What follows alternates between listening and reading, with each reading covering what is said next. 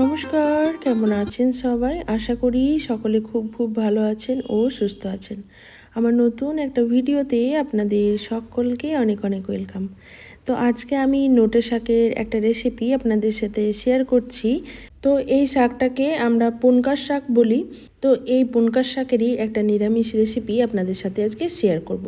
তো এক মুঠো শাক নিয়েছিলাম, তো শাকটা থেকে আমি অর্ধেকটা নিয়েছি, কারণ আমি একা মানুষ আর একার জন্যই বানাচ্ছি, আমার বাড়িতে আর কেউ নেই, আমি আর আমার বাচ্চা, তো অল্প একটু বানাবো।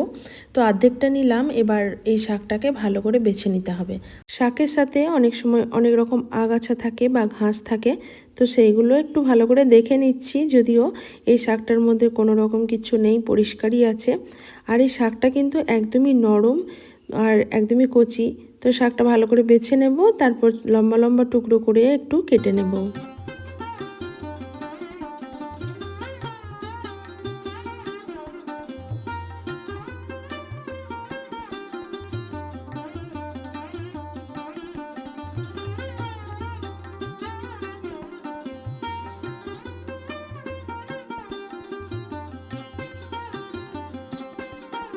তো বন্ধুরা, আমার কাছে কিন্তু যে কোনো শাকই খুব ভালো লাগে, তার মধ্যে তো এই শাকটা খেতে বেশ ভালোই লাগে। তো দেখুন, এই যে লম্বা লম্বা টুকরো করে কেটে নিলাম। এখন ভালোভাবে ধুয়ে পরিষ্কার করে নেব। আর আজকে এই শাকটা আমি শুধুমাত্র বড়ি দিয়েই বানাবো, কোনো রকম বেগুন বা আলু বা কিছু ব্যবহার করব না। আর যেহেতু নিরামিষভাবে বানাচ্ছি, তাই শুধুমাত্র বড়ি দিয়ে বানাচ্ছি আর লঙ্কা ফোড়ন দেব। আর বড়ির পরিমাণটা আমি একটু বেশিই নিয়েছি।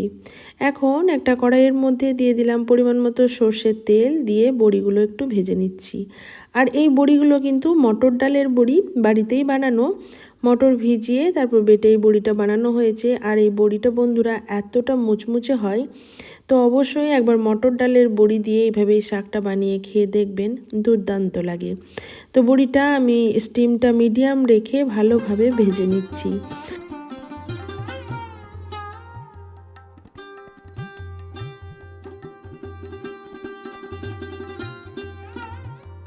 বড়ি ভাজার সময় আমি আরও একটু তেল অ্যাড করেছিলাম। তো দেখুন, যে অবশিষ্ট তেলটা পড়ে আছে সেই তেলের মধ্যেই বাকি রান্নাটা আমি করে নেব।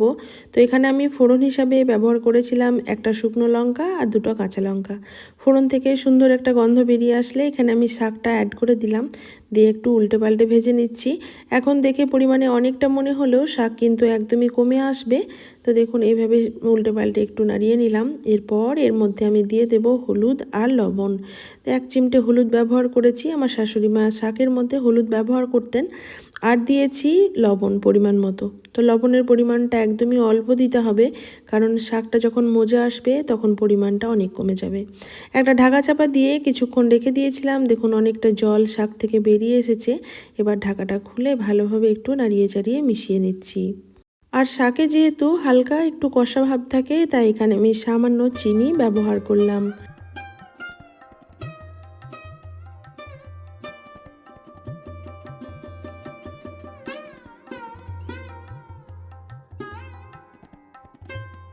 ঢাকাটা কিন্তু 2 মিনিটের বেশি দেওয়া যাবে না, নাহলে শাকটা কিন্তু একদমই গলে যাবে। শাকটা যেহেতু একদমই নরম এবং কচি, তাই খুব বেশি নাড়াঘাটাও যাবে না। এবার শাকের জলটা একটু শুকিয়ে নিয়ে আমি কয়েকটা বড়ি ভেঙে ওপর থেকে এইভাবে দিয়ে দিলাম। দিয়ে হালকা হাতে ভালোভাবে সব কিছু মিশিয়ে নিচ্ছি।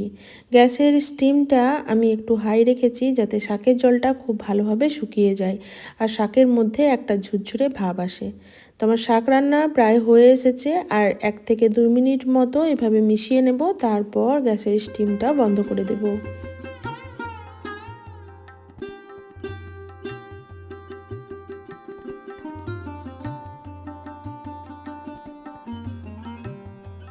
দেখতে যাতে ভালো লাগে বা খেতেও যাতে ভালো লাগে, তার জন্য ওপর থেকে আরও কয়েকটা বড়ি এখানে আমি ব্যবহার করলাম।